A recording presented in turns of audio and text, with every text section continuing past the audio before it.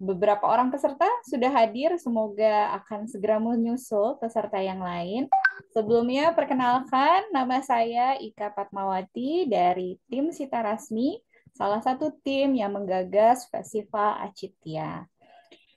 Pada kesempatan kali ini adalah sesi terakhir yang kita akan sama-sama belajar tentang mendidik anak tangguh mandiri tanpa disuruh bersama Miss Fatia. Nah, untuk menambah keberkahan dari pertemuan kita, marilah sama-sama kita memulai pertemuan ini dengan baca basmalah.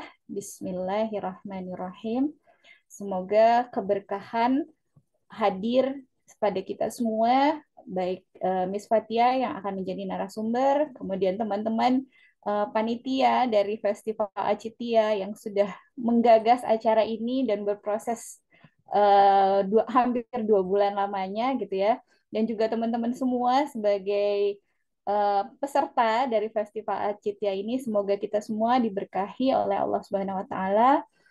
Ilmu yang kita dapatkan menjadi bekal kita untuk beramal lebih baik lagi sebagai seorang ibu, sebagai seorang anggota masyarakat, sebagai seorang perempuan agar lebih berdaya dan berkarya, dan juga uh, kita dimudahkan gitu ya untuk mengamalkan ini pada keluarga kita, pada anak-anak, juga menyebarkan kepada yang lainnya. Kita sudah mulai dengan basmalah untuk menambahkan keberkahan kembali. Marilah sama-sama kita membaca suratul Fatihah. Al-Fatihah.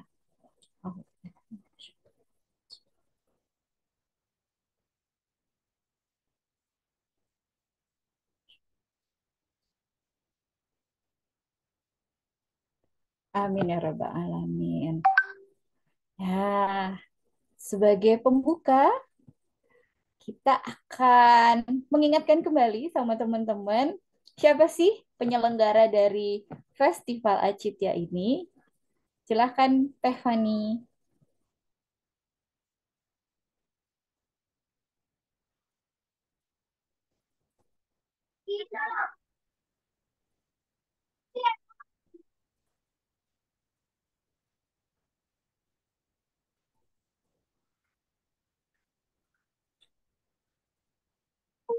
Selamat datang di Festival Acitya. Perempuan bertumbuh, belajar sepanjang hayat. Parade 6 webinar dari 13 Juli sampai dengan 13 Agustus 2024. Kolaborasi dari 8 komunitas SDGs 4 Pendidikan Bermutu, Ekosistem Ibu Pembaharu. Inilah persembahan kami, Pelita Acitya. Ya, terima kasih. Itulah kami dari Pelita Acitya. Seperti biasa, di awal pertemuan kita juga akan mengingatkan kembali Golden Rules untuk teman-teman semua. Yang pertama, bahwa peserta Festival Acitya dilarang membagikan link, meeting ID, dan password kepada pihak lain di luar peserta. Yang kedua, peserta diharapkan hadir tepat waktu. Link Zoom akan dibuka 15 menit sebelum acara dimulai. Terima kasih buat teman-teman yang sudah hadir tepat waktu tadi di 13.30. Kemudian peserta masuk dengan menggunakan nama sesuai saat pendaftaran. Jika tidak terkendala, gunakan virtual background yang telah disediakan dan aktifkan video untuk menunjukkan kesiapan peserta dalam menuntut ilmu dan adab bermajelis. Yang kelima, slide materi dan link rekaman webinar akan dibagikan kepada peserta. Mohon tidak menyebarluaskan keluar peserta Festival Acitya. Jika ingin membagikan ke media sosial, silahkan dituliskan berupa insight atau rangkuman materi dan jangan lupa disertakan sumbernya. Nah, itu adalah aturan dari Zoom ini. Selanjutnya, kita juga ingin menyampaikan rasa terima kasih kepada para sponsor yang sudah mensponsori acara Festival Acitya ini, yaitu dari komunitas Rinjing Desktop, wadah belajar desain yang mudah dan menyenangkan. Gria Wistara, buat desain unikmu. Sekolah Rumah Kepompong Pontianak, Enjoyable Experience School. Rumah Asa, merajut asa tumbuh bersama meraih makna. Rumah Quran Ibu, satu rumah, satu guru Al-Quran. Aras Kreatif, special gift for special moment. Ruby, wadah bagi para ibu berbagi ilmu dan pengalaman mendampingi Ananda dengan gangguan bahasa dan sosial emosi anak usia dini.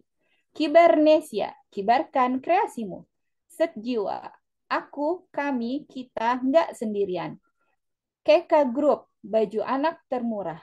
Meta Jabar, membangun tanggung jawab anak dari rumah. KK Group.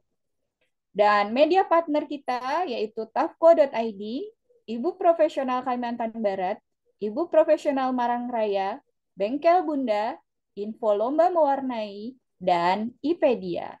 Terima kasih kepada seluruh sponsor dan media partner yang sudah turut mensponsori kegiatan Festival Acitia ini.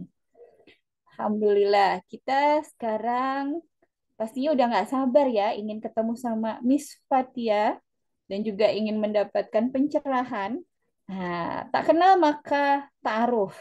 Kita akan kenalkan siapa sih pembicara kita atau sosok narasumber kita pada Festival Acitia hari ini. Nah, ini dia. Miss Fatia, nama lengkapnya Enung Fatia Nurjanah SPD. Pendidikan profilnya, dunia adalah tempat berlelah-lelah dengan segunung aktivitas. Kebermanfaatan diri untuk umat dan lelah itu akan terbalaskan oleh surga dan abadi kelak. Sebaik-baik kamu adalah yang paling bermanfaat di antara kalian. Masya Allah. Beliau adalah seorang edukator sejati. Ini semua work experience-nya berhubungan dengan pendidikan ya. eh S1 pendidikan bahasa Inggris, kemudian juga organisasinya seputar pendidikan juga ya. Ada cukup banyak, ada sebagai sekretaris dari Espaut Panjelekan, bidang Komet Bandung, kemudian bidang pengembangan SDM Pokja PAUD Kecamatan, bidang gizi dan kesehatan Pokja Kelurahan Cipadung Kidul. Masya Allah. Sekarang, nah, kita akan sudah membacakan tentang CV-nya dari Miss Fatia. Sebelum masuk ke Miss Fatia, kita talk show bersama Miss Fatia, saya mau mengajukan kuis dulu nih. Sebagai pemanasan awal, karena untuk sesi penutup ini berbeda dengan sesi-sesi sebelumnya, di mana narasumber akan memaparkan berupa slide, tapi kita di sini hari ini adalah berbentuk talk show. Nah, supaya panas, saya mau kasih pertanyaan pertama nih buat teman-teman semua yang sudah hadir di sini. Tapi jawabnya harus raise hand dan nanti ketika ditunjuk langsung ngomong ya. Jadi nggak pakai chat ya. Yang pertama pertanyaannya, menurut Bunda, apa sih kemandirian itu? Nah, silahkan. Siapa ya?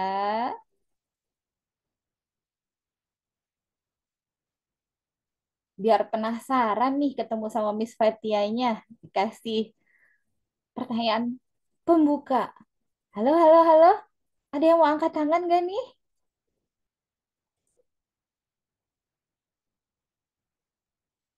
Ayo, nggak usah malu-malu, Bunda. Wah, boleh loh apa saja yang ada di benak buat panas nih.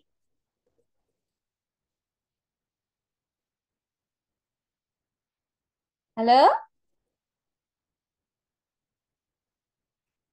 Tidak ada nih yang berani mengangkat tangan kuisnya. Saya mau, Taika. Boleh, boleh, boleh.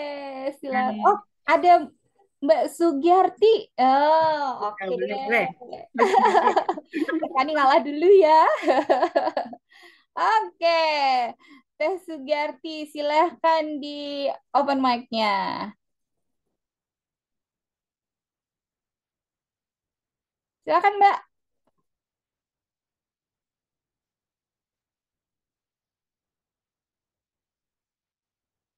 Halo Mbak Sugiarti, boleh di unmute? Ya,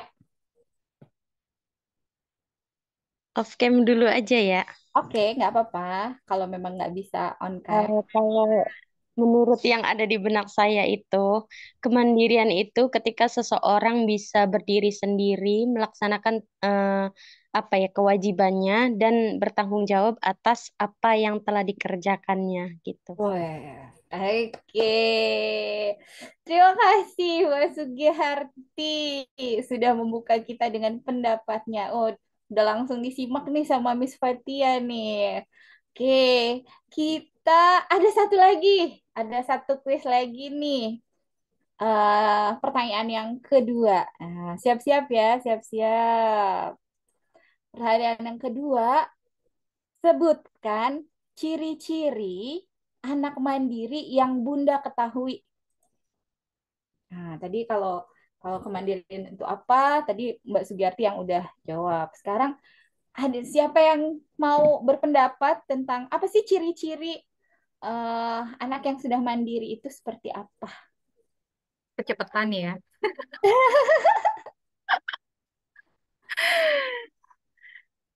Ayo Bun, cepet-cepetan Bun. Oke, satu, dua, tiga. Ada yang berani kah? Kalau halo, ada? Kita aja ya. Nanti Ya, dapat hadiah nggak? Tika? oke. Sponsor yang ngasih Dapat hadiah hadiah. nggak, Tika? Kalau menurut saya, anak yang mandiri itu anak yang bisa makan sendiri, terus pakai baju sendiri, ya, terus tidur sendiri, ya pokoknya semuanya dia pengen kerjain sendiri gitu. Oke, terima kasih Kakak Fani. Nah, kuisnya dua aja ya. Oke, terima kasih sudah berbagi Mbak Sugi dan Teh Fani. Alhamdulillah di tengah-tengah kita sudah hadir Miss Fatia yang akan menjadi narasumber kita pada siang hari ini. Apa kabar Miss? Iya, Alhamdulillah sehat dengan Mbak Ika.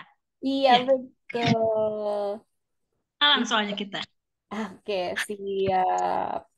Nah, Miss, eh tadi kan sudah ada yang berpendapat nih, Miss, tentang kemandirian itu. Nah, sebenarnya yang sebenarnya ya, yang sebenarnya definisi kemandirian itu seperti apa sih, Miss? Ya, baik. Bismillahirrahmanirrahim. Alhamdulillah sebelumnya saya berterima kasih sekali kepada ibu-ibu hebat hari ini. Apa kita bisa bersilaturahmi ya. Alhamdulillah luar biasa. Senang jadinya apa memiliki saudara-saudara baru. Tema kali ini kita adalah tentang masalah kemandirian ya. Katanya mah mandi sendiri, cina gitu ya. Iya, betul. Iya, kalau misalnya selintas definisi dari kemandirian itu sendiri seperti yang tadi dikatakan oleh Ibu siapa dari itu, dia mengatakan bahwa itu adalah kesanggupan gitu ya, kesanggupan diri sendiri ya, dengan melakukan segalanya sendiri dengan penuh tanggung jawab gitu. Jadi apa?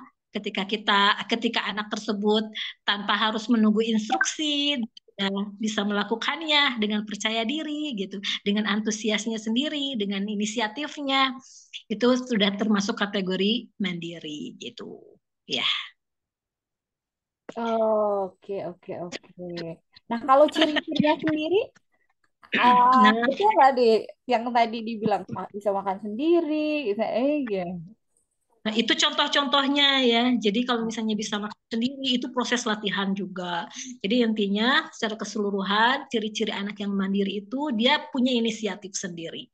Jadi kalau misalnya dia makan, dia bisa makan sendiri, kemudian sudah habis, selesai sesuai dengan waktunya, ya. Kemudian dia berani dan percaya diri untuk melakukannya sendiri, begitu. Jadi memang inisiatifnya tumbuh dari dirinya sendiri. Dan jangan lupa anak yang mandiri itu dia yakin gitu. Dia yakin dengan apa yang dia lakukannya gitu. Dan dia bahagia melakukannya karena sudah tahu oh ini yang benar gitu. Bahagia ya, jadi bukan terpaksa ya. Kepaksa. Nah, Miss, ada pertanyaan nih dari teman-teman nih. Apakah kemandirian itu berhubungan erat tidak dengan tuntas motorik anak? Ya, kalau misalnya kita menemukan bahwa anak ini belum tuntas motoriknya, nah, mana sih yang harusnya diajarkan terlebih dahulu? Apa kita mengejar tuntasnya baru kemudian kemandiriannya, atau harus bareng jalan dua-duanya? Nah, gimana Hmm, tuh cara menstimulasinya gitu? Gitu. iya, betul-betul. Kemandirian ini sangat berkaitan erat ya dengan pertumbuhan perkembangan anak begitu ya. Baik itu motorik, baik itu bahasa dan lain sebagainya. Contohnya saya ambil tahapan misalnya. Kalau bayi dari 0 sampai 1 tahun itu yang tumbuh sangat pesat adalah motoriknya ya. Mulai dari apa bisa balik kanan, balik kiri, kemudian duduk, merangkak dan lain sebagainya. Salah satu contoh misalnya dia melewati tahapan merangkak ya, maka akan ada stimulus yang berbeda nantinya gitu. Di antaranya yang pernah saya pegang anak yang bayinya itu melalui proses merangkak, si motorik halusnya itu nggak kuat.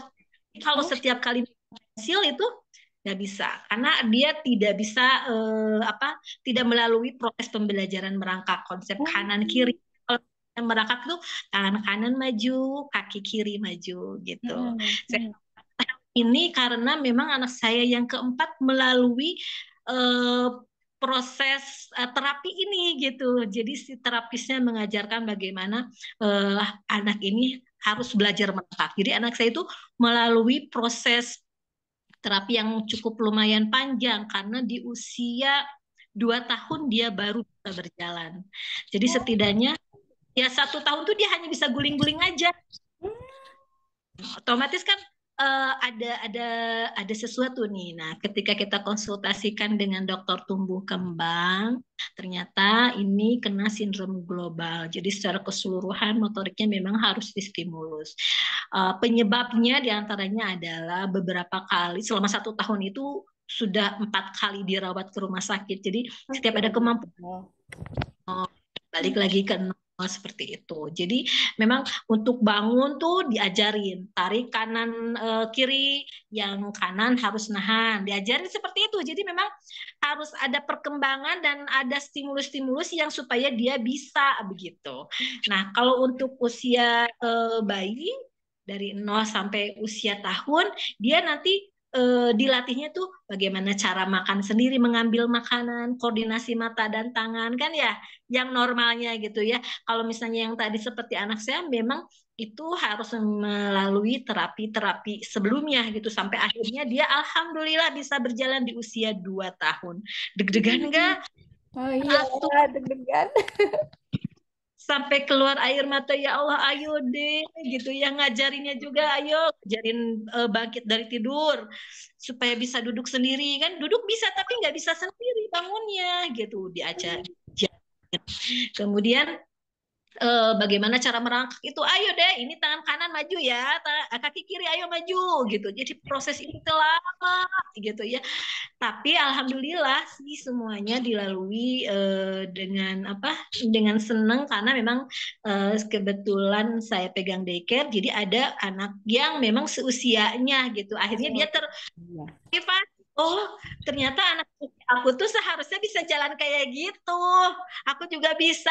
Nah, jadi ada apa ya, ada perjuangan dari si anak juga melihat teman-temannya, aku juga pengen loh jalan-jalan kayak gitu. Jadi dia juga ikut berjuang. Alhamdulillah sudah berlalu.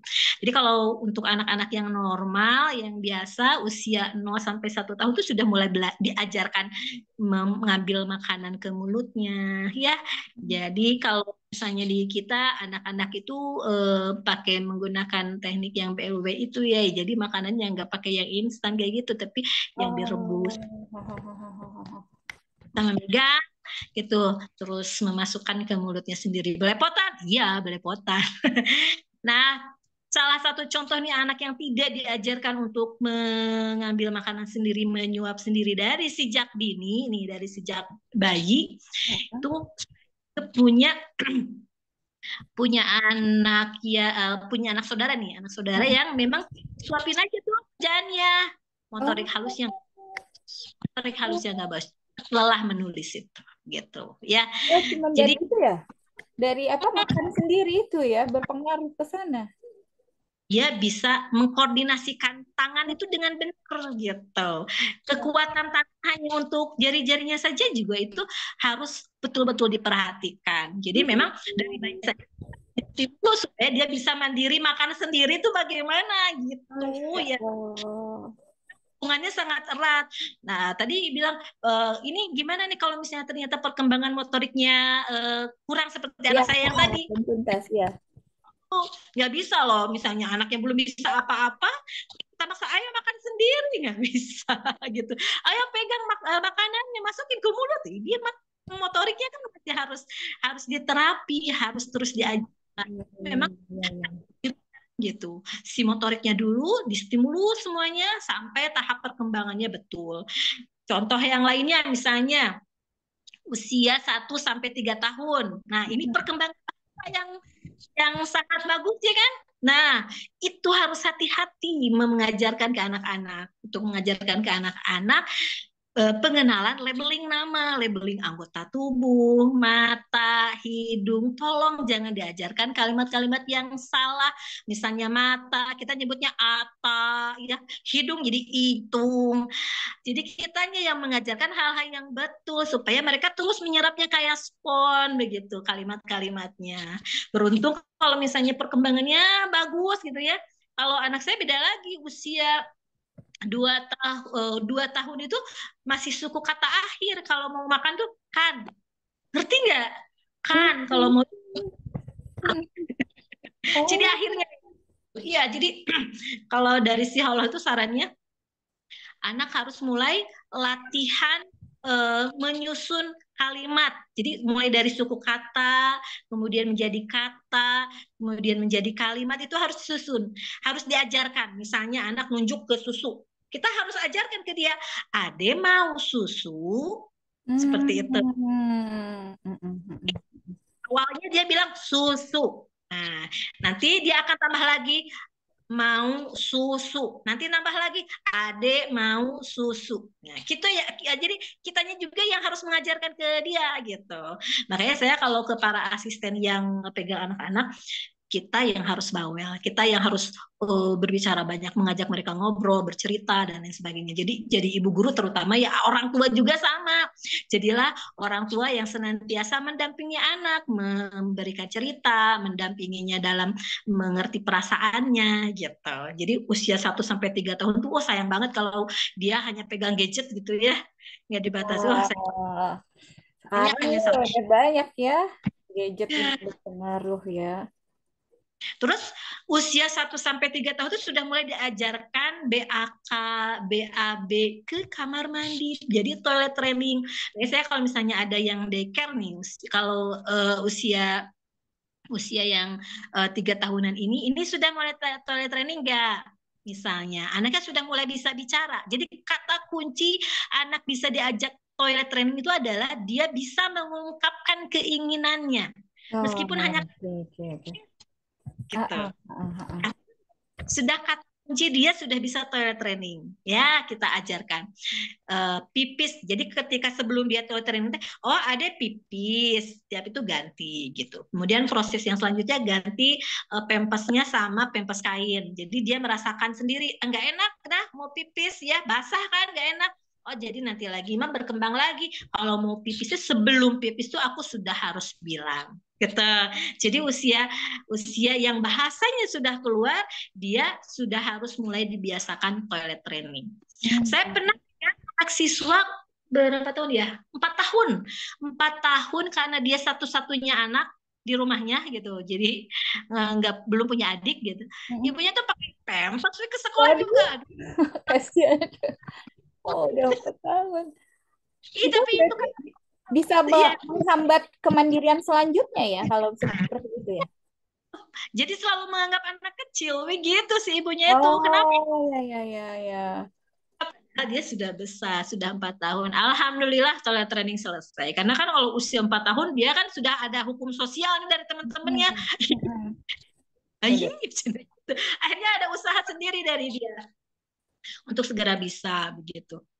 Kemudian anak usia 1 sampai 3 tahun sudah mulai bisa ikuti aturan gitu, asalkan kita komunikasikan awalnya gitu. Misalnya kayak mana yang makanan yang boleh dan yang tidak boleh dikenalkan, merengek ya pasti, tantrum ya pasti juga gitu. Tapi semua prosesnya dilalui ya. Kalau anak saya yang pertama usia berapa tahun ya waktu itu ya, 3 tahun kalau nggak salah. Kita tuh beli es krim nih sampai ke rumah ya, si es krimnya habis, pengen lagi, ya nggak mungkin beli lagi dong deh, dia udah jauh ya, tantrum tuh guling-guling ya dari ujung cet gitu. Sampai akhirnya dia lelah dan dia tidur. Setelah dia bangun barulah kita ngobrol gitu ya, apa yang kamu rasakan tadi dan lain sebagainya, sampai akhirnya dia paham gitu. Jadi jangan sampai kita jangan sampai kita biarkan ketika anak tantrum tuh, kita harus lihat dulu nih kondisinya aman, nggak ada yang tajam, nggak ada yang sebagainya. Yang jelas emosinya dia keluar, dia harus mengetahui bagaimana cara mengelola emosinya gitu. Terus kalau misalnya usia sampai 6 tahun nih, dari 3 sampai 6 Ya. tahun, dia sudah mulai belajar tentang perawatan dirinya.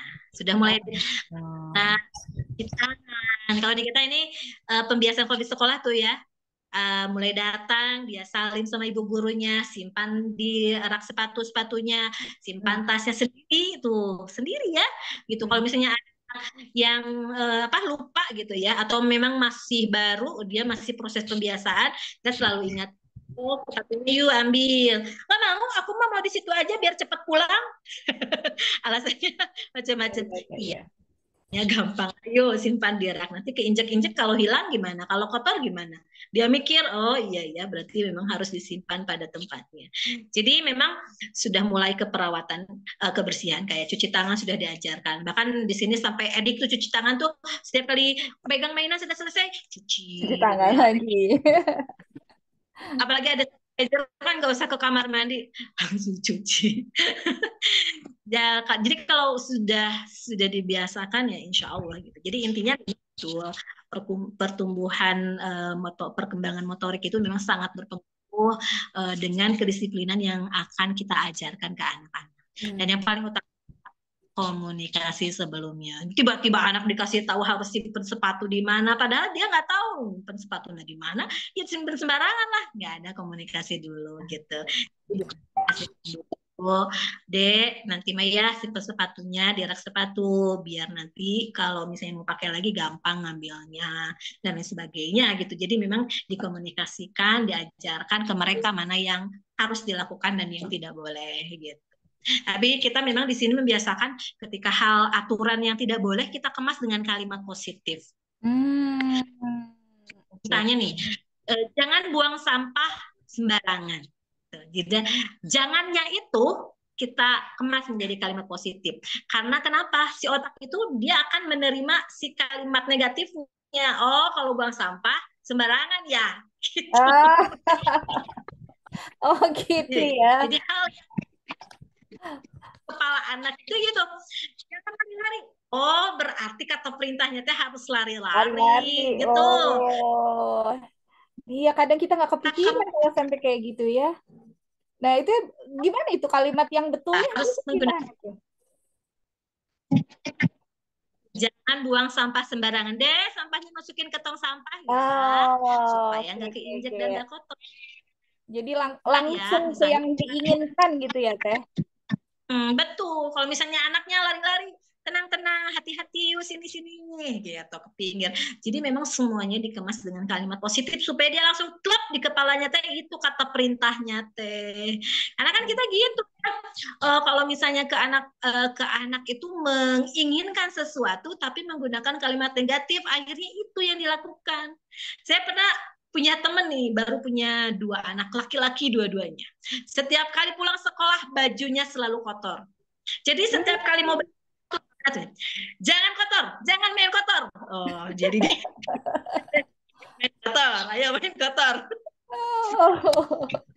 Terus saya coba dikemas dong kalimat negatifnya dengan kalimat positif ya supaya dianya jadi ingetnya itu gitu. Dek, jaga mainannya supaya bajunya bersih. Jadi ingetnya oh harus bersih gitu. Oke, oke, oke. Ya, seni Mas, berkomunikasi itu penting sekali berarti ya. betul. Dan kalau dalam berkomunikasi dengan anak, memang kitanya yang harus dijaga emosinya. Jadilah ibu berbahagia. Kalau misalnya kita lagi moodnya lagi ini ya, lagi nggak bagus, usahakan hindari dulu. Tenangkan dulu, wudhu dulu. Jangan sampai berkomunikasi dengan anak dengan kondisi emosi yang tidak stabil, karena itu nggak baik. Jadi transfer emosi ke anak itu cepet banget gitu ya. Kalau kitanya lagi kesel gitu ya, tapi si anak ini harus waktunya makan gitu ya. Ih, ya Allah ini Han jadi makannya tuh ini susah dan lain sebagainya. Padahal anak mah biasa dah lagi makan. Cuman beruan habis, buruan cepat habis. Ayo ayo ayo ayo. Makanya kembali ke kita sih sebenarnya ibu, jadilah ibu-ibu yang bahagia untuk menerapkan apapun cara komunikasinya dengan kondisi ibu bahagia dan tenang. Prosesnya nikmati karena setiap anak itu beda-beda Bu, ada yang cepat pahamnya gitu ya, ada yang lambat. Ibu bersyukurlah ibu memiliki anak yang luar biasa. Semakin anak menjengkelkan, semakin peran dia nanti kelak itu berarti potensinya menjadi anak yang hebat. Gitu. Makanya ada orang yang curhat, aduh menikah udah. Nah, gitu ya.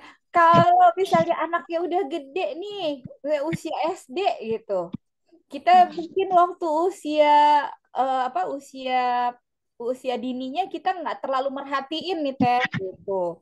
Nah, ketika sekarang anaknya usia SD, apa sih ininya apa target-targetnya tuh harus harus harus sampai di mana kalau usianya udah SD? Kalau tadi kan sampai usia 6 tahun di perawatan diri. Nah, kalau udah masuk usia SD, Ya, ada jadi perbedaan. memang untuk kedisiplinan itu setiap keluarga punya visi dan misi yang berbeda-beda ya.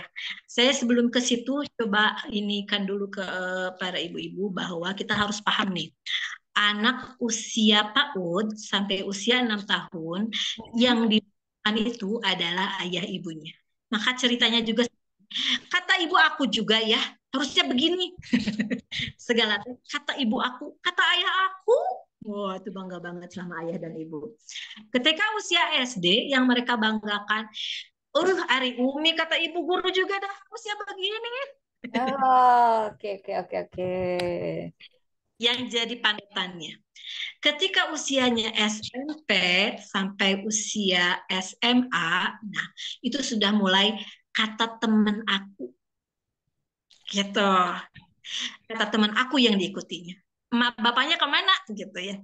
Nggak digubris. Yang digubris tuh apa yang dikatakan oleh teman-temannya gitu. Nah setelah menginjak masa kuliah baru dia kata aku juga Ming gitu. Jadi sudah mulai ego dirinya yang kembali yang waktu kecil itu kembali tumbuh. Nah ketika memahami itu, nah usia SD nih misalnya kita mau mendisiplinkan jam belajar ya, jam belajar sama gurunya. Makanya mencari sekolah itu harus sekolah yang bisa diajak komunikasi dan diajak kerjasama para gurunya gitu.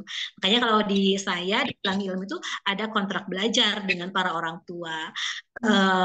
Tanyakan apa kebiasaan atau pembelajaran di rumah yang ingin diterapkan juga oleh anak di sekolah Misalnya, Miss, saya kalau ke anak dia harus selalu berbagi, ya. Nah, kita terapkan gitu ya. Itu bisa untuk dia dan bisa juga untuk secara keseluruhan. Jadi ada komunikasi dengan pihak orang tua. Begitupun apalagi untuk usia SD. Kita tahu nih anak kita itu kelebihan dan kekurangannya. Komunikasikan baik-baik. Jadikan guru itu partner kita gitu. Jadi kalau misalnya ada gurunya, ini gurunya ngeselin banget, ini terus ngeluh aja tentang anak saya, dideketin. Jadikan guru itu saudara kita gitu ya. Jadikan dia saudara kita. Kita bersilaturahmi ke ibu gurunya gitu. Supaya jadinya si ibu gurunya juga ngerasa jadi keluarga gitu. Akhirnya memberikan pengajaran dan pendampingan ke anaknya juga, insya Allah berproses akan mulai memahami. Begitupun menginjak ke usia remaja. Nah, iya. Ini gimana nih? Kadang banyak ibu-ibu tuh curhat di usia remaja, kok makin nggak bisa diatur. Harapannya kan buat cucian piring di dapur, udah nggak usah disuruh gitu, inisiatif sendiri. Nah, gimana itu teh cara bangun kesadarannya kalau udah kayak gitu tuh di usia remaja? Betul, makanya usia remaja itu sangat butuh lingkungan yang positif. Jadi kita harus tahu teman anak kita siapa, gitu. Kitanya yang harus kenalan sama si temennya itu. Kita harus tahu. Makanya saya kalau misalnya anak saya mau keluar gitu ya, main sama siapa gitu ya, minta nomor teleponnya Umi. Jadi nanti kalau ada apa-apa Umi tanyakan sama dia. Jadi kalau misalnya, iya Mi, dia juga ada ikut kok, gitu kalau mau pergi kemana-mana gitu ya. Jadi kita gampang gitu. Jadi memang meskipun misalnya katakan usia remaja itu adalah usia ketika orang tua harus bisa menjadi teman dengan anaknya. Nah, temannya bukan teman yang bisa melakukan komunikasi antara teman sebaya dia, misalnya lu gua ibu kamu gitu, temannya teman di teman sharing, ada antara anak dengan orang tua dijaga, dan itu perlu uswah, perlu contoh dari kitanya. Kitanya yang harus memberikan contoh, seperti ingin membiasakan anak tilawah, ya kan? Tilawah, tapi emaknya nggak tilawah, susah ya. Beda lagi nih, terus kita ngingetin, ayo tilawah, ayo tilawah, ya. Tapi masih tetap aja nggak nurutin. Yang lebih baik itu, saya sekarang sudah mulai menggunakan sistem sayanya aja yang tilawah. Gitu. Jadi waktu pada maghrib atau pada subuh tuh saya tilawah. Nanti anak yang sudah remaja tuh sudah dewasa, oh berarti itu loh kebiasaan yang baik itu. Kita serahkan semuanya sama Allah, ya Allah ini bentuk saya mengajak. Gitu. Saya mengajak anak. Berarti diniatin ya dari awal. Oh, saya punya temen yang orang tuanya tuh kalau salat tahajud dia 4 rakaat di kamar anak yang pertama, ya, karena kamar yang di atas khusus untuk anak-anak perempuan, yang di bawah anak laki-laki. Jadi dia di kamar anak laki-laki 4 rakaat, 4 rakaat lagi salat di kamar anak perempuan. Iya. Nih contoh, dan itu adalah hal yang paling baik. Iya. Nah, ini ada pertanyaan lagi nih. Kalau kita nih kan sekarang nih yang lagi in gitu ya tentang generasi strawberry nih teh. Yang apa? Ya ibaratnya dibilang lembek gitu. Nah, ini sebenarnya ada hubungannya nggak sih teh sama kemandirian anak sehingga anak ini kok jadi mudah putus asa, terus kalau saya dapat tantangan sedikit itu mudah menyerah gitu. Nah, gimana sih kita ngelatihnya supaya anak ini mandiri, tangguh gitu? Mulainya dari kapan? Gimana caranya gitu? Ya, betul. Jadi sebenarnya semuanya mulai tersugesti generasi stroberi yang lembek. Maka akhirnya tertancaplah di semua benak orang, baik orang tua, baik anak-anak remaja, bahwa aku orang yang lembek. Paham nggak? Ada satu hadis yang mengatakan bahwa al-kalamu ad-du'a'u.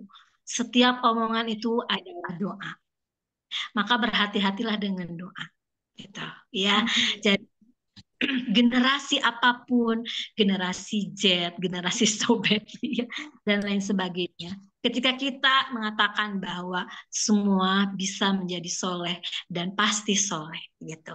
Makanya kata Ali bin Abi Thalib, ajarkanlah anakmu sesuai dengan zamannya. Zaman sekarang, zaman penuh gadget, misalnya segala sesuatu pakai gadget dunia maya dan lain sebagainya. Dulu sama ketika perkembangan dari belum mengenal huruf ya, ketika mulai huruf diketemukan, akhirnya mulailah kan ada menulis dan lain sebagainya. Akhirnya komunikasi, sosialisasi dan lain sebagainya berkurang. Ada yang sampai katakan kutu buku ya, sukanya menyendiri dan sebagainya. Itu sampai pun marah ketika huruf itu mulai ditemukan. Kenapa? Karena orang-orang kok jadi akhirnya berkurang komunikasinya gitu. Sama dengan sekarang pun gadget itu banyak manfaatnya tapi madorotnya juga banyak gitu. Tapi kita nggak usah marah, ini adalah perkembangan zaman yang kita harus memang pergunakan sebaik mungkin gitu. Banyak hal ternyata kemudahan-kemudahan bisa didapatkan gitu. Jadi tolong dijaga kalimatnya ya. Generasi yang tangguh ini adalah generasi kebangkitan Islam dan semuanya adalah anak-anak kuat, remaja-remaja yang hebat yang nanti akan mempelajari semuanya dengan mata kepala sendiri seperti kejadian di Palestina, ya, kejadian-kejadian kemanusiaan lain dan kebangkitan-kebangkitan Islam itu akan muncul dari generasi yang melihat tampak dengan nyata. Kan kalau dulu melihat berita-berita teh harus tunggu semalam dulu gitu baru dapat berita. Sekarang kan bisa langsung.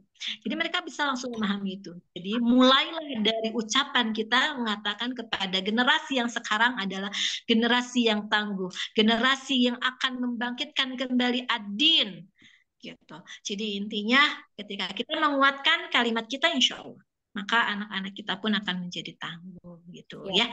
Berarti. Ini ada yang di chat, ada yang bertanya, apakah ada kaitannya kemandirian anak dengan sikap keras anak? Anak saya kok perasaan sejak mandiri jadi mulai keras. Apa ada yang salah dalam prosesnya? Nah, gimana itu teh? Begini, bukan masalah salah dan tidaknya. Masalah karakter anak, mungkin ada satu penerapan kedisiplinan atau pembelajaran yang kita berikan ke anak-anak yang kitanya membawa karakter masa lalu. Jadi ketika kita menyampaikan sesuatu kepada anak, itu seringkali kita sampaikan dengan cara kita mendapatkannya dari orang tua kita. Paham nggak? Orang tua kita mendidik kita keras. Maka itu pun secara naluri ya, itu pun akan dilakukan kepada anak kita. Gitu. Ya, akan dilakukan kepada anak kita. Dan akhirnya hasilnya pun seperti itu, menerima rasa luka batin lagi gitu, trauma itu terus disebarkan lagi ke bawah. Nah, makanya ketika kita menyampaikan kedisiplinan ke anak-anak, kemandirian ke anak-anak, kitanya harus mendamaikan diri kita dengan masa lalu. Gitu ya, maafkan masa lalu kita, masa lalu yang pernah kita lalui, kayak misalnya luka batin yang pernah kita alami, dimaafkan, diikhlaskan. Kalau perlu pakai terapi Ho'onopono bisa. Kemudian di pertemuan kemarin kalau nggak salah, di sesi kemarin kita ada bahas itu tuh tentang melepaskan luka batin ya. Akan terus ke bawah ke anak kita. Anak kita pun nanti ketika orang tua akan melakukan hal yang sama seperti itu gitu. Jadi mulailah dari diri kita juga. Itu yang pertama. Terus yang kedua, proses proses peralihan karakter itu seringkali terjadi. Saya punya anak di namanya Ade. Jadi sekarang sudah dewasa ya, sudah SMA ya. Nah, dulu ketika usia TK-nya itu dia melalui 3 karakter yang berbeda. Oh, bisa begitu ya? Dia pendiam, jadi pemalu gitu ya. Kemudian tiba-tiba setahun kemudian dia berubah menjadi struggle, berani, segala dilawan. Gitu, dilawan. Akhirnya etikanya itu jadi kurang bagus, kurang terlihat ya. Karena kan dulunya dia kan anggun. Gitu. Setelah melalui itu, dia akhirnya lebih bijak, lebih paham memahami orang. Jadi intinya semua proses perubahan karakter anak kita itu adalah proses perjalanan ya, sama dengan kita, ya, sama kita juga sedang melalui proses hijrah kita menjadi lebih baik. Kita orang tua, ketika anak melakukan hal yang tidak sesuai dengan keinginan kita, ya kurangi atau keinginan kitanya, ya.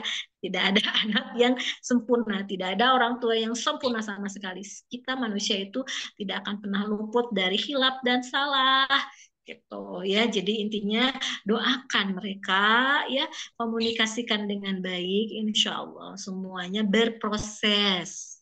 Ya, tidak ada langsung misalnya ya Allah ketika kita langsung berdoa langsung anaknya tiba-tiba langsung selek.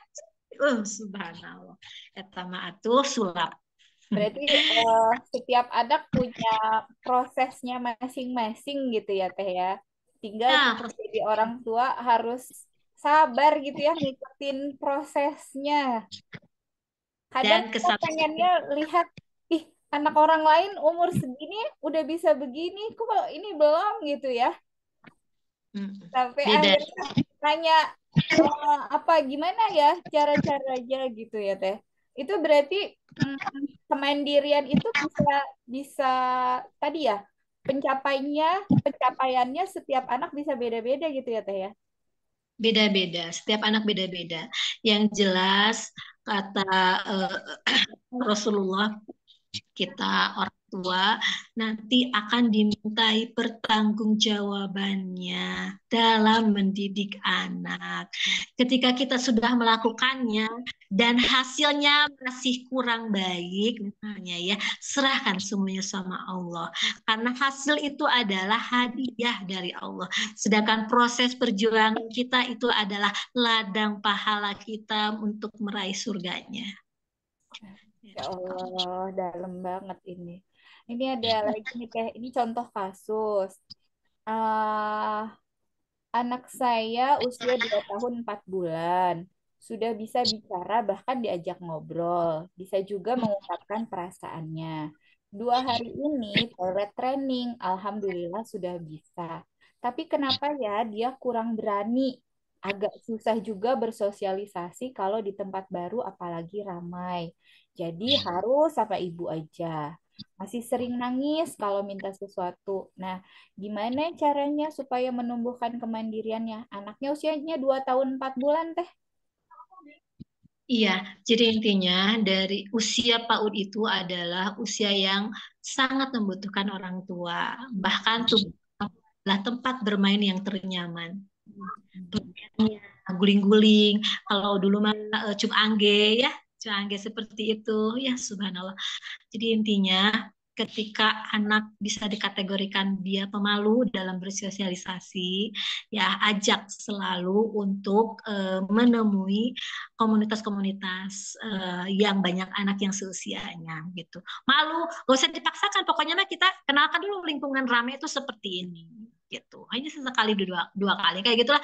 Pokoknya berproses. Nanti lama-kelamaan dia mengamati orang ketika bermain tuh oh seperti itu gitu. Jadi memang prosesnya itu berarti yang lama. Tapi ingat Bu, kalau kita fokus terhadap kekurangan anak, kitanya yang akan menjadi down ya. Ingat Bu, fokus terhadap kelebihan anak Bu. Ibu memiliki anak yang hebat yang sudah bisa melakukan komunikasi di usia 2 tahun. Subhanallah.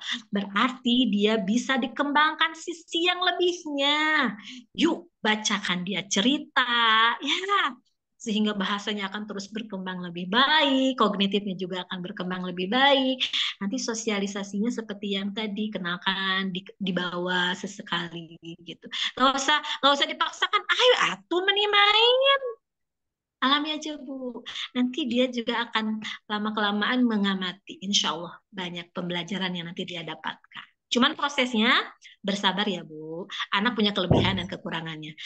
Fokus pada kelebihan anak, insya Allah lebih nikmat Bu dibandingkan dengan kita fokus pada kekurangannya. Kita juga nggak sempurna Ibu. Ya, Masya Allah, ini jelek banget ini.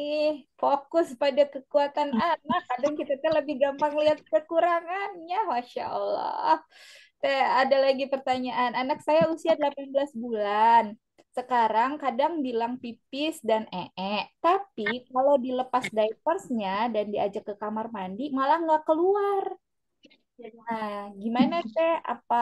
Apa tetap diajak dengan metode tatur atau pakai poti atau gimana? Nah, gimana teh? Ya, setiap caranya masing-masing ya, caranya berbeda-beda. Bisa pakai poti dulu, bisa gitu. Kalaupun nggak keluar nggak apa-apa Bu, itu prosesnya biasanya 1 sampai 2 mingguan Bu, sampai akhirnya dia nyaman dengan itu. Ada yang kalau misalnya pup itu harus pakai pempes. Jadi misalnya dia udah lepas pempes ya, tapi pengen pup, jadi dia nggak keluar, dia masih pakein pempes keluar weh gitu. Seperti itu macam-macam. Tapi yang jelas kita sudah tahu nih jadwalnya. Kalau dia pipis misalnya per 4 jam gitu ya, bebasnya dibuka ke toilet apa masuk aja ke WC gitu, aja ke toilet, dia mau keluar atau tidak nggak apa-apa Bu, berproses saja, pakaiin lagi pempesnya, udah dipakein malah pipis, nggak apa-apa Bu ya, namanya juga proses, lalui aja. Jadi nggak akan selamanya seperti itu. Yang jelas tidak ada anak SMA yang masih pakai pempes. Jadi intinya semuanya akan berlalu ya, semuanya akan berlalu, dilalui saja insya Allah, itu pasti juga nanti bisa. Kemudian kenyamanan anak, apakah enak pakai poti bisa atau mau langsung ke toilet bisa, enggak. Di apa ditanyakan apa yang dirasakan ke anaknya. Apalagi sudah ada yang enggak jadi pipisnya, enggak misalnya ya. Ya udah Bu, nggak usah dipaksa gitu. Nanti juga lama-kelamaan dia akan memilih tempat nyamannya dan memilih waktunya, insya Allah. Yang jelas kita konsisten aja menjaganya. Oke. Ini berkaitan dengan akil balik teh. Apakah eh, apa sih kemandirian yang harus dicapai gitu ya pada pada anak yang usia akil balik ini? Kemudian ada batasannya enggak kalau misalnya apa kemandirian tersebut tuh enggak dicapai itu ada dampaknya enggak gitu teh. Ya, betul. Ini tentunya untuk akil balik itu adalah di keteraturan hidup ya, dia kemandirian seperti menyimpan sesuatu pada tempatnya, dan yang paling utama itu adalah di ibadahnya sih gitu. Ketika anak sudah merasa diri, oh adzan ke masjid, oh itu subhanallah ya. Kemudian tilawahnya rutin, itu memerlukan kata saya juga lingkungan gitu ya, lingkungan yang mendukung dia. Makanya kalau misalnya anak-anaknya yang di pesantren Bu, semuanya ngikut Bu, ngikut ngikut semua aturannya, ngikut semua jadwalnya. Tapi seringkali dia ketika pulang ke Ah ya, rumah, kayak lingkungan merdeka gitu ya. di rumah lingkungannya berbeda dengan di Iya, pesantren. betul. Anaknya gabut. Karena udah jelas Ya, jam segini ngapain kalau di pesantren semua kompak gitu ya. Di rumah, aduh yang satu tidur, yang satu nonton TV jadinya. Gimana itu teh? Ada nggak teh? ada, anak saya pun sama seperti itu, masih berproses. Ini yang masih sanawiyah, tapi kalau yang sudah SMA tuh udah mulai ini. Yang tingkat masih remaja nih Bu, yang masih ke SMP, memang kalau pulang dari pesantren itu ya gitu nggak apa main gitu ya, main sama temannya berenang, kangen ceritanya mah ya. Terus bangunnya jadi telat. Ya, anak. Jadi memang tugas kita ya gitu mengingatkan terus. Jadi kemudian komunikasikan, kenapa kalau di pesantren bisa, aku di rumah enggak. Hehe, gitu. Jawabannya masih seperti itu, Bu. Masih berproses sabar, Bu. Ya. Setiap anak memiliki prosesnya masing-masing. Pokoknya kata kuncinya, ibu istiqomah selalu mendampinginya, mendampingi dengan touchingnya, mendampingi dengan doanya terus ya, sehingga prosesnya itu betul-betul dinikmati oleh anaknya, lancar, diberikan kemudahan oleh Allah Subhanahu Wa Taala. Itu dinikmati aja Bu, proses setiap anak beda-beda gitu. Anak yang soleh hadiah dari Allah gitu. Ibu ya, dan biasanya anak soleh kita dapat ujian dari yang lain, dari suami, dari keluarga yang lain. Jadi intinya titik mana ujian itu kita harus menghadapinya dan gantungkan semuanya sama Allah gitu. Kayak anak kita seperti itu sama, yang bisa merubahnya hanya Allah Bu. Kita terus mendoakannya yang terbaik gitu. Ya, Oke. Ada ininya nggak sih apa? Mungkin kan kalau tadi kayak di usia dini mah kan ada stimulasinya gitu ya, ada step-stepnya begini begini begini. Nah, kalau di usia yang sudah lebih besar seperti ini gitu, gimana cara kita membangun membangun kesadarannya bahwa dia tuh harusnya sudah mandiri gitu. Ada ada caranya nggak cara membangun kesadarannya ini. Kemudian mungkin melatihnya, mengasahnya supaya dia punya inisiatif. Jadi kemandiriannya itu bukan karena dipaksa gitu. Nah, itu ada step-stepnya nggak sih, Teh? ya betul. Step-stepnya Mas satu Bu. Yang pertama ada dua. Yang pertama uswah kita jadi contoh. Ya, Bu. Yang kedua komunikasi. Oh, balik Komunikasi lagi ya. komunikasinya komunikasi aktif. Ya, aktif mendengarkan. Tidak terlalu banyak nasihat, Bu. Lebih banyak mendengarkan. Gitu. Lebih banyak mendengarkan apa yang mereka pikirkan. Ya, itu Ibu insya Allah. Semuanya berproses dinikmati. Ketika kita ingin punya aturan, Ibu ya, ayo komunikasikan sama anak kita. Kita pengennya seperti ini, bisa nggak ya? Gitu, dan lain sebagainya. Anak bisa diajak ngobrol.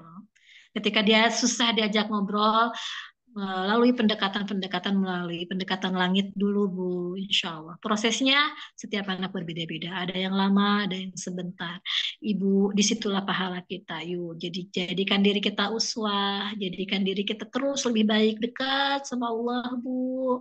Anak pun akan merasakannya. Hidayahnya bisa datang jauh Bu. Banyak kejadian ketika orang tuanya sudah tidak ada, hidayah itu datang. Dan solehnya kebangetan Bu. Ah, sudah. Kenapa? Karena kesolehan kita. Ya, karena doa-doa kita gitu. Si anak jadi langsung jelek di kepalanya. Ya Allah, apa yang dikatakan orang tua itu betul gitu. Dan sekarang sudah meninggal. Dan solehnya itu kebangetan. Ibu, bapak, kesolehan anak itu adalah hadiah dari Allah. Prosesnya yang harus kita jalani, yang harus kita hadapi dengan cara apa? Gantungkan semua sama Allah. Dan pemilik sesungguhnya mah Dia. Kita nah hanya punya amanah menjaganya. Ketika tidak bisa langsung membalikan dia menjadi soleh, ya Bu ya, yang dinilai oleh Allah mah prosesnya. Kita nanti akan berlepas ketika ditanya oleh Allah, bagaimana dengan cara kamu mendidik anak-anakmu? Ya, kan ada Bu, ada anak yang sudah masuk neraka, dia protes sama Allah. Saya tidak pernah diajarkan oleh orang tua saya untuk melakukan ibadah-ibadah itu. Yang seharusnya masuk neraka itu orang tua saya. Kenapa saya yang harus masuk neraka? Saya tidak diajarkan untuk ngaji dan lain sebagainya. Bu, bisa ketarik kita, Bu. Kita nih yang soleh, jangan lupa Bu, anak-anak kita itu investasi dunia dan akhirat kita. Ya, ketika kita sudah mengajarkan semuanya ke anak-anak bagaimana pendidikannya, ibadahnya, kemudian dia tetap hasilnya belum soleh, Bu, kita sudah berlepas nanti di akhirat. Ya, anaknya ketika dia misalnya anaknya masuk neraka, kita sudah memenuhi kewajiban kita. Dia tidak akan menuntut, "Oh, ini kesalahan saya, tidak patuh sama orang tua saya." Gitu. Jadi Bu, solehnya anak, ya Bu, itu hadiah dari Allah.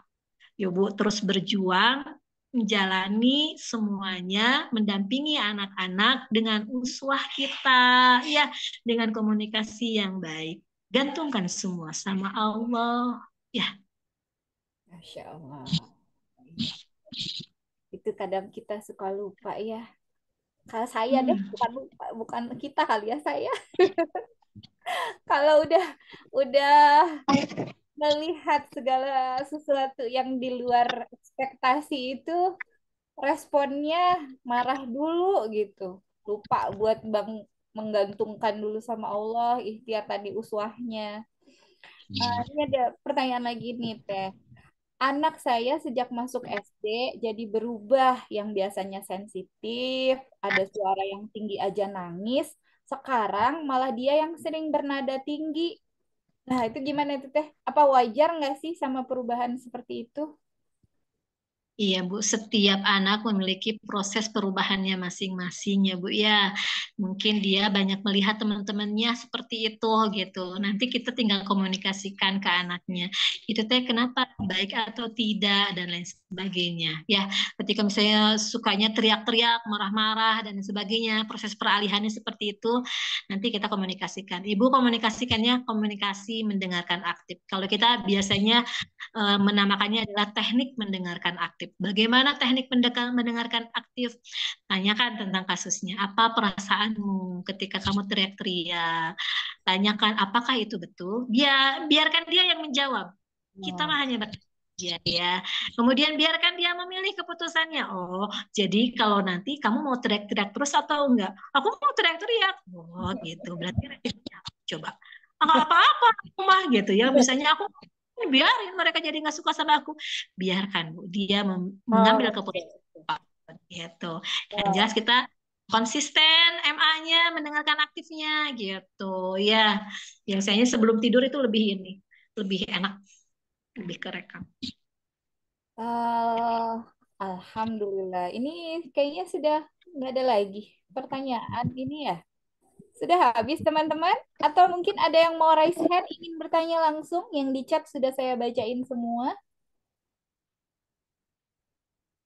Ada yang mau raise hand untuk bertanya langsung? Kita masih ada waktu sampai 14.50.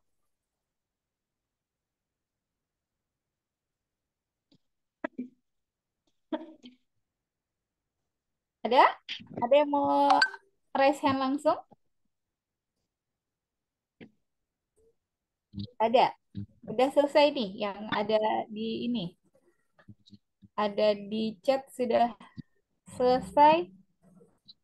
Oke.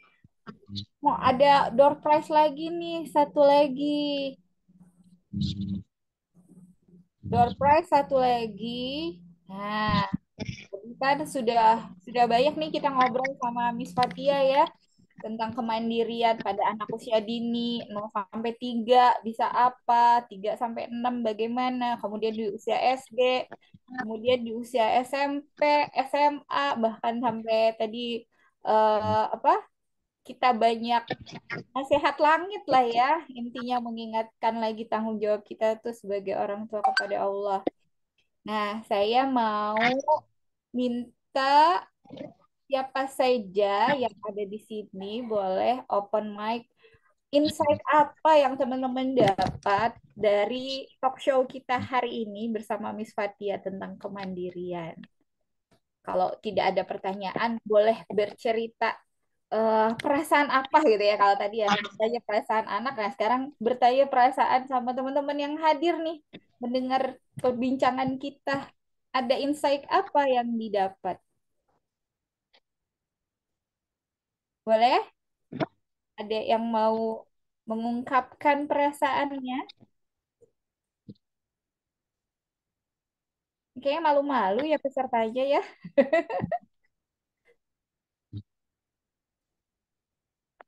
Halo, ada yang mau mengungkapkan insight-nya? Assalamualaikum, Teh. Waalaikumsalam. Tar, yang mana ya yang ngomong? Silakan Bang. Harlina ya. Iya, iya, Teh. Iya, alhamdulillah ya saya bisa ngikutin eh, Zoom kali ini. Soalnya pas banget baru semalam saya punya anak yang 13 tahun kan lagi masa-masanya ya teh ya, dikasih tahu begini ada aja gitu ngelawan gitu. Tapi bingung ini harus gimana gitu kan. Tapi tadi pas teteh bilang kita tuh hanya berusaha gitu. Eh, ada hasilnya itu dari Allah itu benar-benar bikin apa ya, bikin tenang gitu lah teh. Bonus gitu ya. Iya, alhamdulillah banget tuh ya.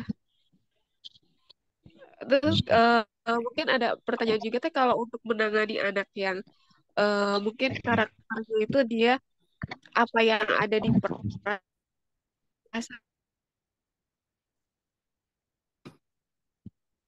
Maaf, suaranya itu putus dia, teh. dia keluarin gitu. Suka dia bilang suka gitu. Oh, sinyalnya jelek ya. Coba diulang lagi deh pertanyaannya teh. Halo. Ya. Iya, kalau untuk menghadapi anak remaja yang suka mengekspresikan perasaannya itu gimana ya Teh ya? Jadi kalau nggak suka dia bilang nggak suka gitu. Kalau misalnya itu Tugas jadi gitu ya. kesannya tuh jadi kayak ngelawan gitu. Oh, oke. Laki perempuan teh? Perempuan, Perempuan. iya. Silakan, Miss. Iya, Bunda. Alhamdulillah anaknya bisa jujur mengatakan apa yang dia rasakan. Yang berbahaya justru anak yang tidak bisa mengungkapkan apa yang dia rasakan, apa yang dia pikirkan. Cuman mungkin nanti kita mendampinginya di waktu-waktu tertentu. Ketika dia mengatakan tidak suka di depan umum misalnya ya, nanti coba kita diskusikan sama dia. Seperti tadi teknik mendengarkan aktif lagi gitu. Jadi ketika anak bisa berterus terang itu suatu hal yang luar biasa, yang bagus sebenarnya bisa mengkomunikasikan gitu. Hanya nanti kita teknik MA-nya, teknik mendengarkan aktifnya ditanyakan kenapa, kemudian kalau menurut syariat Allah seperti ini dibandingkan. Jadi dilakukan diskusi dulu dengan anak tersebut tentang hal yang dia tidak suka padahal memang seharusnya dia suka, misalnya ya, dia tidak suka pakai kerudung jadi jelek akunya. Nah, gitu seperti itu. Jadi diskusikan itu dengan anaknya. Yang jelas ketika dia bisa belas mengucapkan apa yang dia inginkan, alhamdulillah. Justru yang paling berbahaya itu dia tidak bisa mengungkapkan apa yang dia inginkan. Makanya kalau dari psikolog tuh ketika anak tidak bisa mengungkapkan apa yang dia rasakan, harus lebih sering disentuh takstil punggungnya. Oh, Ya, di gitu ya, sehingga dia merasa nyaman karena rasa nyamannya berkurang kurang gitu. Jadi harus dilakukan. Ada anak saya satu yang susah dipeluk ya, memang dia udah remaja juga ya, tapi ini memang senangnya dipeluk, yang ini berbeda. Terus dia termasuk anak yang sensitif gitu, ucapkan apa yang kita rasakan, Umi, Abi, sayang, gitu. Kemudian hal-hal yang doa kita inginkan tuh diucapkan sama dia. Jadi akhirnya dia pun menerima itu gitu. Apa yang kita rasakan gitu. Meskipun dia masih belum bisa mengungkapkan. Kadang gitu, kalau misalnya Piacet bisa. Kalau misalnya dia ada perlu dari pondok, misalnya dia nge-WA gitu ya, saya selalu akhiri Umi, Abi, saya. Dan dia cuma jawabannya, iya, sama. gitu. Jadi intinya komunikasi aktif itu setiap anak beda-beda.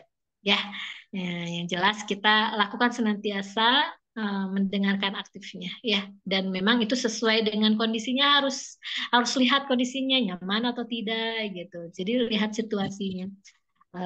Akhirnya nanti juga dia akan lebih lebih percaya diri dan yakin, oh iya ya, kalau misalnya aku suka dan tidak suka harus ya panduannya ya syariat gitu intinya mah. Justru ibu bersyukurlah anaknya hebat insya Allah, jadi dia tidak akan terbuli oleh orang lain ketika anaknya lugas. alhamdulillah, Masya Allah. Jadi kayak harus melihat kacamata positif ya. Ternyata lugas itu justru sangat bermanfaat ya. Kita jadi tahu apa yang dirasakan anak, Masya Allah. Kita pikir kalau kalau anak asal ngomong kayak gitu, nanti nyakitin orang nggak ya? Kayak gitu ya. Masya Allah. Eh, apakah ada lagi yang mau bertanya langsung atau Mbak Harlina mungkin ada yang mau ditanggapi dari pertanyaannya? Alhamdulillah teh agak lega. Ya Alhamdulillah.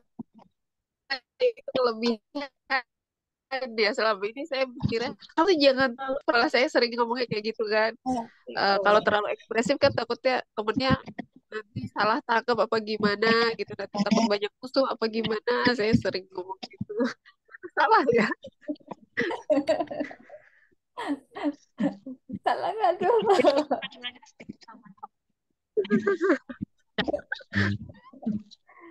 Iya. Mungkin Terima nanti kasih banyak ya teh. seiring dengan kedewasaan, eh, bisa nggak teh dia mengontrol sendiri gitu ya lama-lama dari sifat ekspresifnya itu, mungkin kan yang dikhawatirkan kita ke bingkai adab ya nantinya gitu ya, yang dikhawatirkan mungkin begitu kali ya.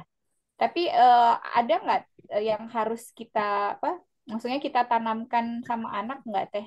Kalau misalnya udah usia 13 seperti itu, dengan karakter dia yang seperti itu, tadi kan memang kita sisi positifnya kan udah ketemu gitu ya. Cuman tadi yang dikhawatirkan tadi sama teman-temannya atau gimana gitu. Nah, ada nggak yang bisa kita sampaikan sama anak tapi sifatnya bukan membatasi atau ini, kayaknya kita khawatir dengan pergaulan dia nanti gitu kalau punya karakter seperti itu. Gimana tuh Teh? Ya, tadi kan memang pendampingannya adalah teknik mendengarkan aktif ya. Apa yang dia rasakan, apa yang dia pikirkan, dia sendiri yang utarakan gitu ya. Kemudian ketika kita ingin menanamkan adab, ingin menanamkan karakter yang sesuai dengan yang diajarkan oleh Allah, Ibu lebih banyak mengajaknya, misalnya berdiskusi ya Bu ya, atau membekali dia dengan sirah dan mengajak dia ke tempat-tempat yang memang bisa membuat pencerahan untuk dia gitu. Jadi intinya kita tidak langsung memberikan nasihat secara langsung. Biasanya nasihat itu paling kuat 5 menit ya, nyampe gitu. Selebihnya mah itu adalah lagu yang buat dia gitu. Jadi Iya.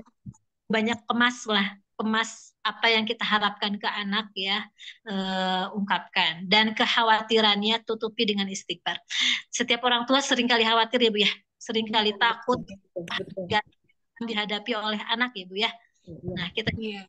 karena setiap pikiran yang kita pikirkan itu yang akan terjadi, Ibu. Ya, jadi kalimat-kalimat penggugurnya adalah istighfar. Bu, istighfar Bu, astagfirullahaladzim. Insya Allah anak saya berhasil, anak saya hebat. Bu ya, jadi akan setiap kekhawatiran kita segera hapus dengan istighfar, Ibu. Ya, kan itu belum terjadi ya Bu ya, tapi kita sudah menyangkanya seperti itu. Ini terjadi. Pikiran overthinking ya. Ibu ada diskusi yang menyatakan bahwa aku bersama prasangka hambaku, kata Allah seperti itu. Jadi ketika prasangka kita negatif, itu yang dikatakan oleh Allah. Bu, prasangka kita positifkan ya Bu.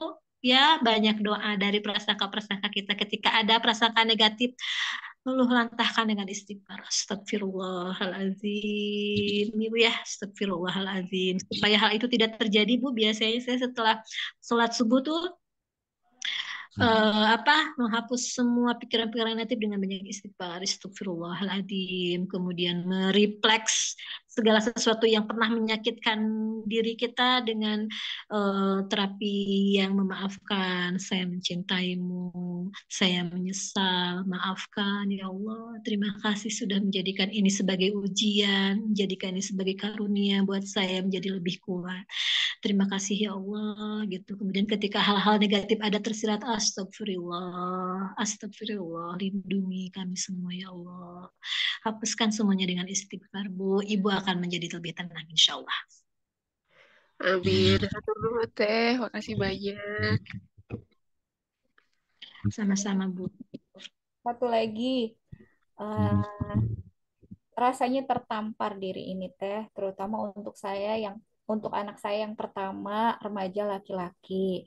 Teh, saya mau tanya, saya tuh sudah berusaha jadi MA, mendengar aktif, tapi kadang kok saya ngerasa dia masih berjarak gitu ya. Gimana Teh? Ya, Bu, semua memiliki prosesnya masing-masing ya Bu ya.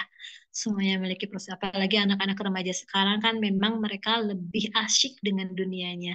Untuk jarak antara orang tua dengan anak itu akan sangat nampak oleh indera dan terasa oleh kita. Serahkan semuanya sama Allah. Kita terus lakukan pendampingan, lakukan komunikasi sebaik kita bisa. Ya, karena la yukalifullahu nafsan illa wus'aha. Semuanya tergantung usaha kita, semua ujian itu sesuai dengan kadar kita. Insya Allah semuanya bisa berlalu. Ya Bu ya, kalaupun ternyata masih seperti itu berarti perjuangan kita harus lebih dekat sama Allah. Allah pengen kita lebih dekat sama Allah ketika kita memiliki sebuah keberatan gitu. Oh berarti Allah pengen lebih dekat sama saya. Insya Allah diberikan kemudahan dalam segala hal. Jadi kata kunci dari terapi apapun adalah kita ikhlas dengan semua ketentuan Allah, jalani semua prosesnya, dinikmati, gantungkan sama Allah. Dan kita mati tidak punya apa-apa. La haula wala quwata illa billah. Itu. Jadi nggak usah terlalu banyak mana gimana teknik dan lain sebagainya. Tekniknya adalah kita lebih dekat sama Allah. Ya, Masya Allah.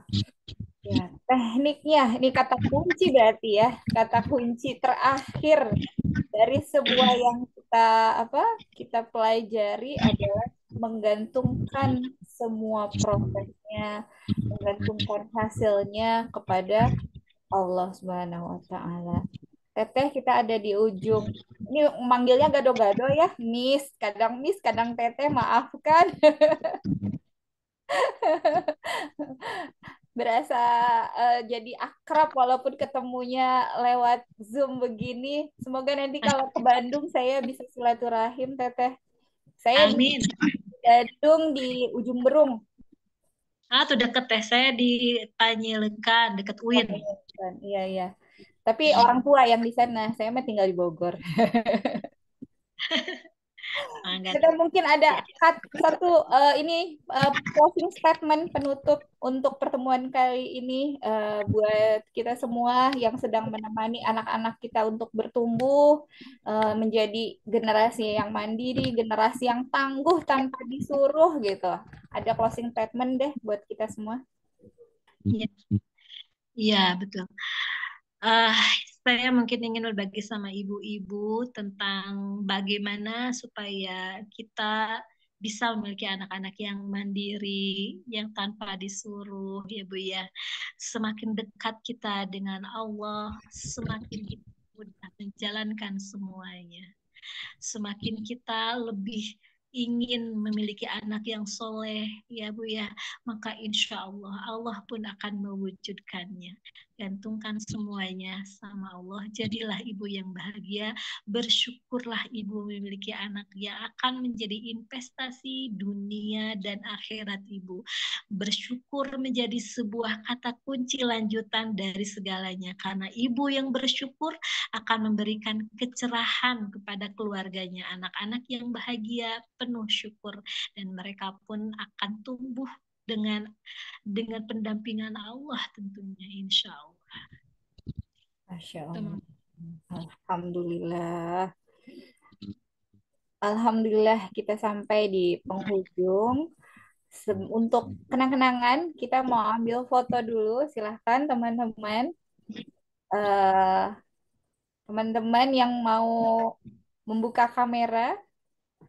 Karena ini adalah sesi Zoom terakhir dengan materi yang Masya Allah ini, kalau buat saya ini melengkapi seluruh yang sudah kita lalui di 5 pertemuan sebelumnya gitu ya. Bahwa semuanya itu kembali, muaranya adalah kembali kepada Allah. Ada lagi yang mau buka kamera? Oke, sudah?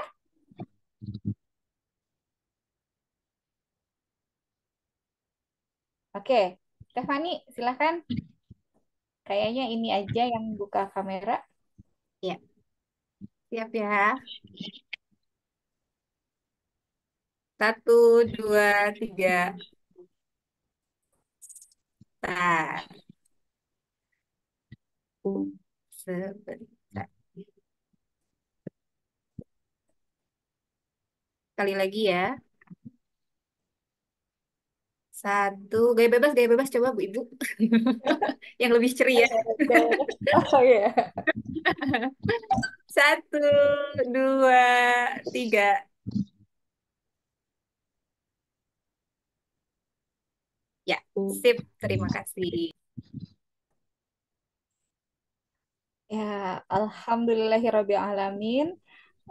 Pertemuan kita pada hari ini telah mendapatkan nasihat yang begitu sangat berharga dari Miss Fatia. Saya lagi ya. Jadi kembali lagi, semakin dekat kita dengan Allah, maka apa yang kita harapkan, apa yang kita doa, insya Allah Allah akan mewujudkannya. Jadilah ibu yang bahagia, bersyukur ya. Ini menjadi kata kunci.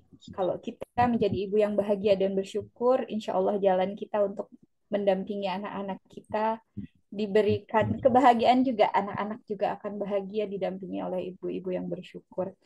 Teh Fatia, terima kasih banyak ya, Miss Fatia, terima kasih banyak sudah memberikan kita banyak insight pada hari ini. Eh, Semoga Allah memudahkan segala urusannya, Miss Fatia. Allah izinkan kita bisa bersilaturahim lagi di kesempatan yang lain gitu ya. Semoga Allah berikan kesehatan, berikan keberkahan usia, diberikan kebermanfaatan seterusnya. Nah, ini kenang-kenangan dari kami berupa e-sertifikat untuk Miss Fatia sebagai narasumber dalam acara Festival Acitia hari ini. Sekali lagi terima kasih banyak Miss Fatia atas waktunya diajak kita ngobrol. Capek kali ya dari tadi. Berapa jam nih kita 1 jam setengah gitu ya untuk membahas ini. Ya semoga Allah membalas dengan yang lebih banyak dan yang lebih baik lagi dari ilmu yang sudah disampaikan.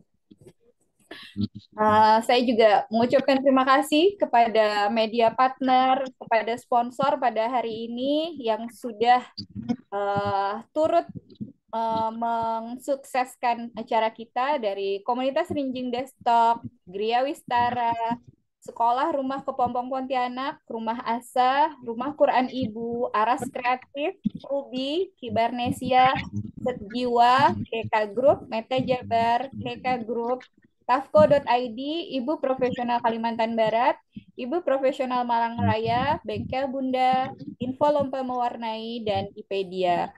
Sekali lagi, terima kasih teman-teman semua. Jangan lupa untuk masih ada di grup ya, karena kita penutupannya di WAG nanti pada tanggal 13 Agustus. Jadi jangan buru-buru keluar grup, karena masih ada rekaman dari hari ini yang nanti akan bisa diulang kembali ya. Kalau kita merasakan kegalauan, kebingungan gitu ya pada saat mendampingi anak-anak, kita putar ulang kembali nih kisah dengan perbincangan dengan Miss Fatia pada hari ini. Insya Allah itu jadi penguatan buat kita semua. Akhirul kalam, mohon maaf atas segala kekurangan. Sebagai moderator, saya Ika Fatmawati, mohon maaf atas segala kekurangan. Yang benar datangnya dari Allah, yang salah datangnya dari saya pribadi. Semoga pertemuan kali ini menjadi amal ibadah untuk kita semua.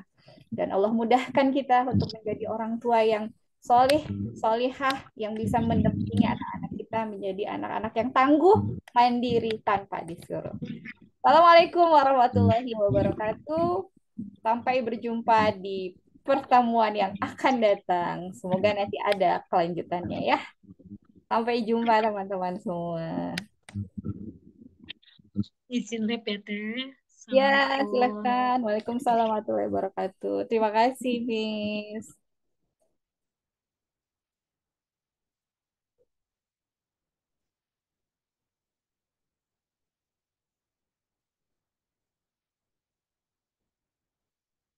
Suaranya nggak ada, Teh Fani. Lupa, belum di-unmute. Ibu pembaharu penuh semangat dan tekad. Mengubah masalah menjadi peluang. Aksi yang dilakukannya untuk generasi penerus. Ibu tercinta, teladan yang tiada tergantikan.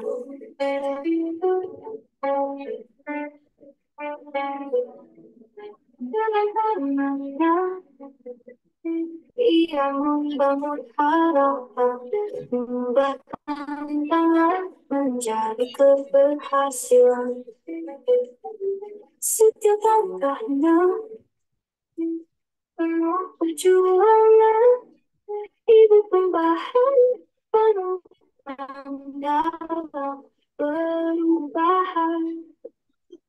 Ibu pembaharu penuh semangat dan tekad, mengubah masalah jadi perubahan. Aksi yang dilakukannya untuk generasi penerus. Ibu tercinta, yang tiada tergantikan. Setiap senyum kebaikan, setiap tampaknya begitu keberanian. Ibu pembaharu, inspirasi sejati untuk menciptakan dunia yang lebih baik. Ibu pembaharu penuh semangat dan tekad, mengubah masalah menjadi peluang. Aksi yang dilakukannya untuk generasi penerus.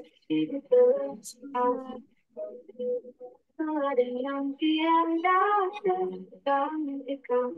Terima kasih Ibu atas segala gerakanmu. Sebagai pembaharu, kau memberi harapan untuk generasi yang lebih baik di masa depan. Ibu bercita cahaya tahu keluarga dan masyarakat.